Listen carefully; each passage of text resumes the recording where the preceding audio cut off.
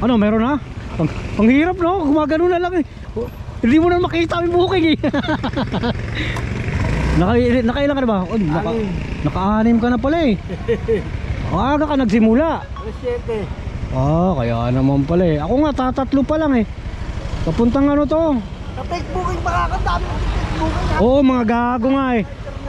Kanina, palabas-labas yung ano, wag kunin, may rider na. Oo, putang ina na fake booking ako ng private 8. Gago. So kaya pala ang daming rider doon. Kung saan sa punta, hindi ka dito. Ay, putang ina fake booking yan.